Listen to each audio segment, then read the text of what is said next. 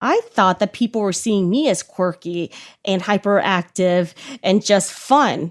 Did not realize that people may have seen me differently. Then I got emotional also because how have I gotten to this place at the age of 41 as an executive? It meant probably that I have overdone myself and exhausted myself to get to this point.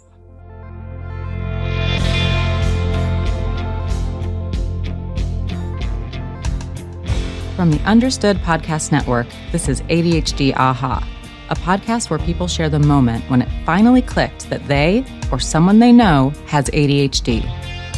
My name is Laura Key. I'm the editorial director here at Understood. And as someone who's had my own ADHD aha moment, I'll be your host.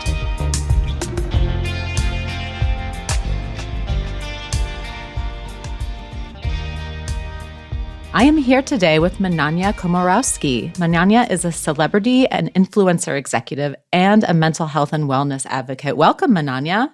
Hi, thank you. I'm so glad you're here today. Can you please explain to our listeners what is a celebrity and influencer executive? Absolutely. I get that question a lot. I think my husband probably is still wondering what I do for a living. So truly what it means is I match major brands with celebrities and influencers in the space. So it could be any sort of celebrities, whether it's musicians, artists, or film influencers. It could be TikTokers, YouTubers, or thought leaders with major brands in terms of what they want to do online. Very cool. And I know that you probably won't say this about yourself, but I know that you're kind of a big deal in this space. Well, it's nice to hear that I may be seen as one, but I will say this, I am an OG in this space. I've actually been in influencer and celebrity marketing for about 16 years now, and influencer marketing was new 16 years ago, and I got right into it at the start. It was born out of PR and social media, and I did not think I was going to be on this ride to this very day. So let's talk about ADHD, Mananya. This is the ADHD Aha podcast. We want to know about, number one, when were you diagnosed with ADHD? About 4 months ago, at most. So this is a new journey for me and a surprising one. So the aha was no more than 4 months ago. Tell me about that aha. And welcome to our ADHD community, by the way. Thank you. I'm learning so much about the community, but also, of course, I'm learning so much about myself. I have a lot of aha moments throughout the entire day, but the moment it really happened was I had, honestly, 7 close deaths in 5 years and 3 major caretaking. And still to this very day, I'm doing one major one, tag teaming with my husband. But I was informed that I may have ADHD by my grief counselor. So the latest unfortunate death of a close friend, almost a sister to me, happened 6 months ago. And it was the first time that I felt like my brain was a bit foggy. And I have always been highly productive, highly on the go without any sort of qualms about it, right? But when I was talking to my grief counselor, within that first hour, she asked me if I've ever been diagnosed with ADHD. And I actually just asked her, I said, is it because I talk too fast? Is it because I keep putting things in the parking lot? And what I mean by parking lot is that like I have so many things happening in my mind that I'm always afraid I'm going to miss a topic or a point. And so I'll put things in the parking lot and then I'll reverse the car when I need to talk about that particular topic. And I just thought that was normal in terms of my pace and speed in which I talk and think. And she said, no, it's just not about the parking lot. I just feel you may just need to see a psychiatrist. She didn't give you any more than that? I'm sorry to interrupt you. She didn't give you any more specifics? No. I'm asking because I also know that people with ADHD can struggle with grief in different ways than other people, or sometimes more intensely because of the innate kind of ADHD challenges that they face around managing emotions and impulse control, et cetera. So I was just wondering if she had mentioned anything specifically to you. It sounds like no. We're uncovering that right now in our 6-month relationship together. But within that first hour, we didn't go further and she didn't push me at all. And it made me curious enough, shall you say, in terms of the ADHD, that she was actually putting a label or a name to something, in which I've always just thought it was a personality. Everyone has quirky personalities, right? I just happen to be quirky and hyperactive. And I sought out a psychiatrist, and that was a pretty emotional experience for me. My psychiatrist gave me a series of questions as an assessment. This particular assessment, it was ranked from 1 through 10, 1 being low, frequency, 10 being often, with a special answer, which is you could also say this is the way it's always been. So 1 through 10, or this is the way it's always been. And within 4 questions, he looked up at me and said, we're going to continue our 25 minutes, but I can already tell you, you have severe ADHD combined type 1. Didn't know what that meant. And I just proceeded to continue. And by maybe the 6th question, I paused him and I said, wait a minute. Why did you just say that? How did you know already? Yeah. And he said, because every single answer you've answered so far has been, this is the way it's always been. And I asked him, so you mean to tell me that the 6 questions you've asked me, others answer differently than this is the way it's always been? Wow. But yeah, so we went through the entire 25 minutes and all of my answers were, this is the way it's always been. And that is when I started getting emotional. Why do you think you were emotional? That was the moment I realized I thought that people were seeing me as quirky and hyperactive and just fun. Did not realize that people may have seen me differently. Then I got emotional also because how have I gotten to this place at the age of 41 as an executive? It meant probably that I have overdone myself and exhausted myself to get to this point. The coping with grief. Yes. It's not a topic that we've touched on this show. And you're certainly the first person who I've had on whose aha moment came from a grief counselor, which I'm very grateful to this wonderful grief counselor that you have. Yeah, coping with grief is harder when you have ADHD. This latest particular grief gave me that aha moment in a way that I did not expect, because I just thought I was going to go to the next grief, the next challenge, right? But coping with grief, now knowing my diagnosis, has allowed me to stop and actually grieve. Because I promise you, if I did not get the ADHD assessment and saw on paper that neurologically my brain just is always on the go, I would not have walked away from an amazing job. My company, as much as many corporate entities, when you have such a special relationship with them, they will give you all the time you need. I didn't want anything to hang over me. I needed for me to just grieve because I know, medicated or not, my ADHD was going to get me back to something else immediately. So not allowing yourself the time Correct. to actually grieve because your brain is moving so fast that you couldn't stick with the grief. Is that what you're saying? Yes. So I'm blessed to have a partner that's very supportive and a great company I've been with for so many years and professional network that all pretty much by now probably know that I'm taking care of me. It's really interesting because some of the most highest executives have commended me openly and personally about taking what I call press pause. And I'm proud of myself too, because again, my behavior and routine is just go to the next PowerPoint deck, just go to the next pitch, right? Mm-hmm. So that's how the aha moment has changed me during grief this time around, is I'm actually allowing myself to wake up late this morning, to cry if I want to, so I don't have to hide it on a Teams call. And what do you think might have happened if you hadn't done that? How would the grief have come out? I would have continued to kill it, but it would have taken a toll on my body. I'm also reading a book called The Body Takes Score. I've heard of that, yeah. And I'm also learning that your brain, of course, is tied to many other things, but we don't think about that. We think of our organs as separate entities. I think I would have gotten continued back pains. I think that I would have continued to maybe breathe faster. My heart's beating faster, and I wouldn't even know it. So I think that my body would have just given me signals eventually. But I would have still, because ADHD folks are pretty freaking smart. When they know how to do something, they do it well. They just keep on doing regardless of anything, right? I wouldn't have failed at that, but I think my body would have failed me. Right. Sounds like you probably would have burned out because you would have been hyper-focusing on anything you could cling to. Correct. It sounds like. Yes. And then jumping from one to another. It's really hard when you have ADHD. I'm speaking from my own experience too, to just sit with how you feel, isn't it? That's it. We don't often sit with how we feel. Yeah. And especially when we have roles in society, a mother, an aunt, a wife, a partner, a teacher.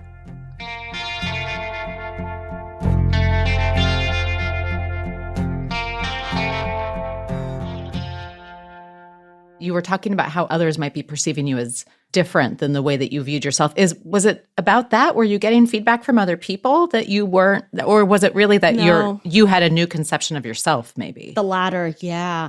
And I've never seen quirky and hyperactive and being all over the place and putting too many cars in the parking lot is a bad thing. But then I started to realize, wait a minute, how does the world see me? Am I damaged goods? Now that we're putting a title or label on things, I was just kind of shocked, I guess, that one, I also have such loving friends and colleagues that may have known, but have either adapted to me, have catered to me, or have just accepted me as I am. And don't forget, I've led North America teams. So that means that I manage a lot of also executives under me and also all the way down to like the new generation. And so how I show up, I started to think, wow, bless them too.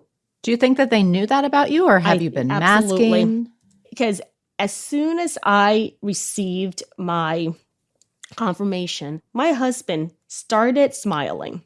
I said, wait a minute, you knew? He goes, Mananya, of course.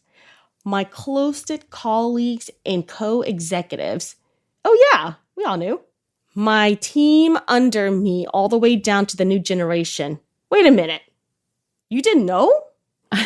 One of the stories when I had approached my close network, right, with this, one of them said, Mananya, do you not recall how when you just hired me and we had our first one-on-one, you said to me, you don't believe in multitasking?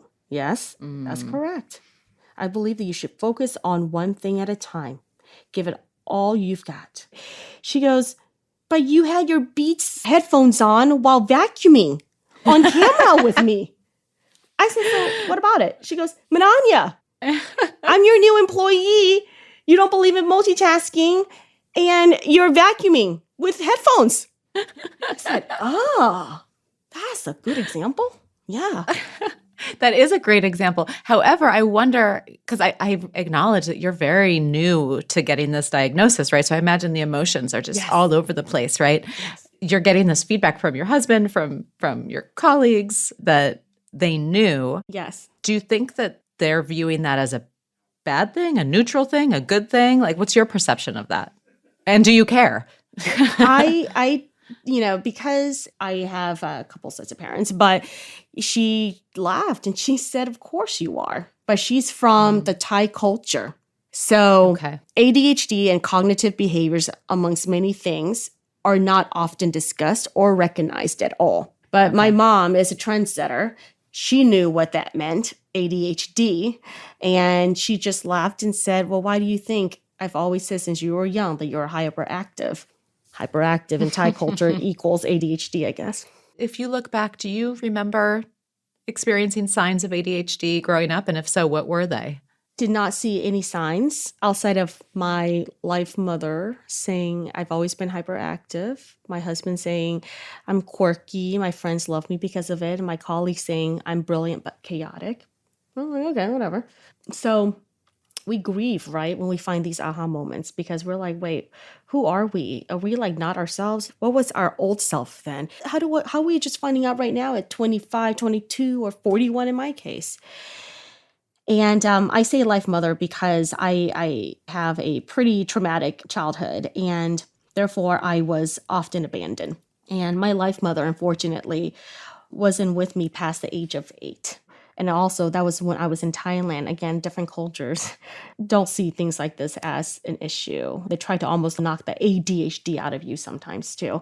And so after the age of 8, I was placed into a home with my biological parents. And unfortunately, they abandoned me pretty often. And so no one was around as an adult to be able to see me grow since the age of 8. And so no constant adult to take me to a doctor, no parental unit to see my personality change or my focus change over time, no parents to really notice my grades failing at a certain point. And that's why I didn't see it until now. And the grief helped resurface something that was truly hidden. When did you come to the United States as a child? I came to the United States at the age of 8.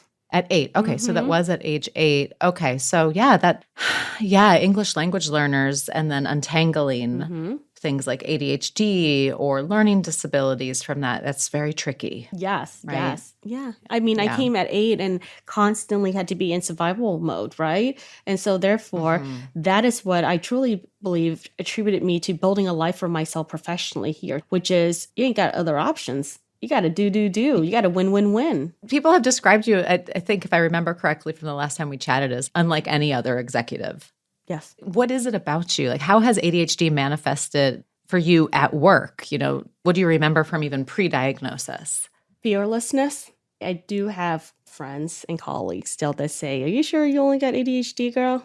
You think you something else too? Because sometimes you say things that everyone's thinking, but we just don't say it.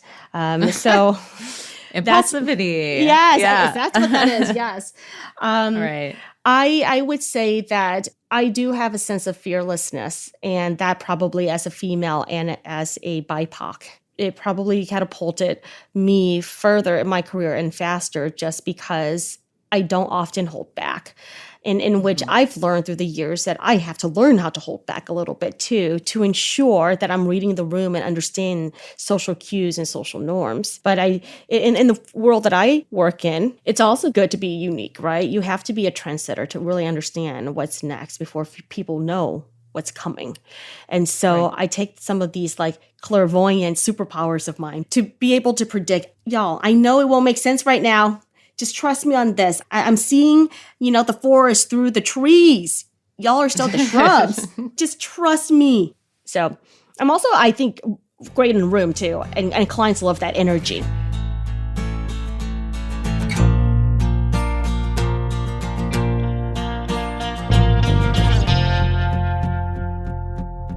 What maybe have you struggled with at your job when it comes to ADHD? And then let's talk about if you can even accommodate for that sort of thing in your role. So I think that ADHD and accommodations in the workplace in corporate America is still very new, right? And it's so unique per person. So that's still a journey that I'm hoping to discover and continue conversations, which is what does accommodations for ADHD look like in today's society in corporate America. But what I have had some challenges in is that in my world of ad PR agency, it is so high paced. It is high volume. And so when you have to code switch constantly in meetings between 15 different clients you work with and masking, you tend to get exhausted and maybe a little bit faster than some. And the uniqueness for me, in addition, is that I'm ESL. English is not my first language. And the culture, even though I'm very Americanized, my processing of my brain pre-knowing about ADHD was already having to translate everything. So we talk about working in an agency setting. You're working with a pharma client. You're working with a food client. Imagine the set of languages and content and information you have to constantly switch to and from. You're working with consumer clients, and then you're working with more conservative clients. Your language also has to change too often.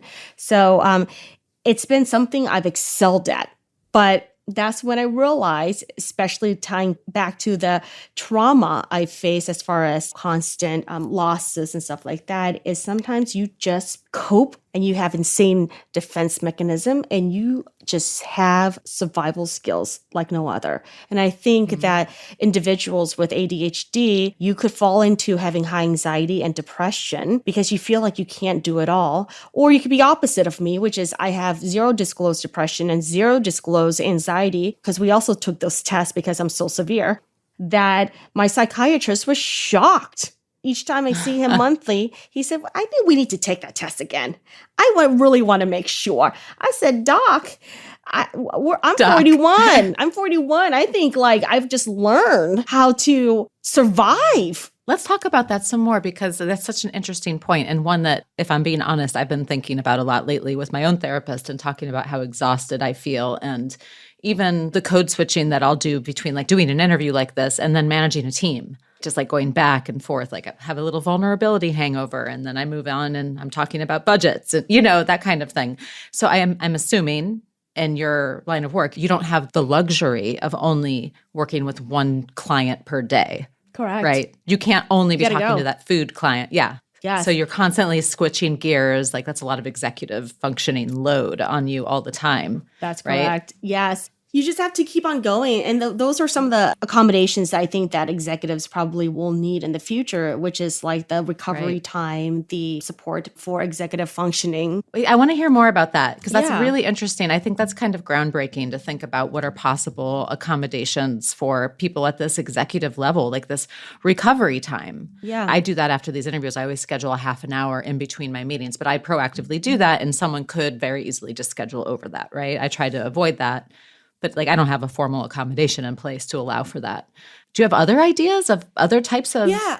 And those are things that I don't think, well, I mean, it definitely doesn't exist yet, right? There's no template for it yet, because how often do you see executives like me or C-levels that could have that large seat at the table to open up this conversation? And that's why I'm doing this podcast interview, is because I want to have people start to think that ADHD is not just with kids between 3 to 5 and then the newer generation. There are folks like us that are like the boomers and the Gen X or whatnot that have it. So I would say that some of the things I've learned, I will continue to fight for, is recovery time, right? And every single industry looks different. But if you're doing a lot of presentations, is it just saying, you know what, between every single presentation, I need at least the rest of the day to have not one. If you're doing major pitches, is it that you restrict it to only 2 per month, right? But again, this is why it's so hard to kind of put some sort of rigor and process around it, because every single organization is different. So I think that it's the responsibility of each company when they're doing DE&I programs. Diversity, equity, and inclusion. Yeah. They need to really think about neurodiversity as its own entity, and how do we not just get together and talk about it at these employee groups or business resource group, but how do we change policies within each company? Because each company has to really take a look and take stock of their employees and the wellness of their employees from a DE&I standpoint. D&I, I believe, still really, which is important, focuses on race, culture, gender, and things like that. Again, very important that we've really sparked a lot of conversations within the past 5 years. But let's add neurodiversity to that too. Yeah. So what's next for you, Mananya? You're new on your ADHD journey. Yes. You're still grieving. Yes, You've I'm still grieving. But I think that humans grieve and challenges doesn't just come one time, 2 times and stops, right? We have to learn how to kind of adapt to it. It's just part of life. But really knowing and listening to yourself to go like, wait a minute, this time around is a little different. Let's give ourselves some grace and do some self-care and love. And I don't mean self-care is just like getting massages. Self-care is also knowing to make some compromises in your life so that your heart and your brain, your body is just one. So given that I love what I do as a career, I'm still dabbling in terms of doing some projects because I think that it's really important for me, even medicated, to be able to not just go cold turkey, shall we say, but kind of like slowly take a back seat eventually over time. So I'm still learning. I'm doing a lot of new cues now. So learning new things such as Mananya, all right, write things down more. Mananya, maybe don't have 500 outstanding text messages. When you get a new one, answer right away. So just learning a lot of these new executive functions, to be honest with you. Mananya, I'm so glad that you reached out to me and to understood.org, and I'm just grateful that you came on the show today. Thank you for having me. Thank you to the listeners for taking the time to hear my story out. It's definitely an honor, but more than anything, thank you for supporting and being a part of this organization. I think it's such an important organization and the mission and what you're doing. I think there's a lot of work to be done. And coming from where I sit, which is corporate America, I really want understood.org to really tap into that and continue to break through in those conversations. I think that the newer generation, even though it is hard for all of us to be neurodivergent, they have a very supportive community.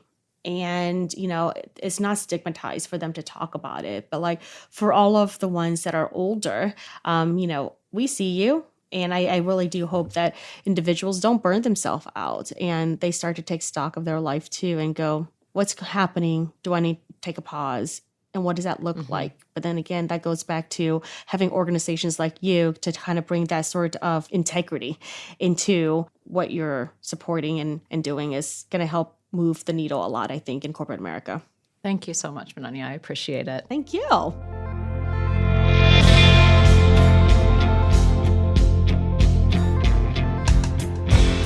You've been listening to ADHD Aha from the Understood Podcast Network.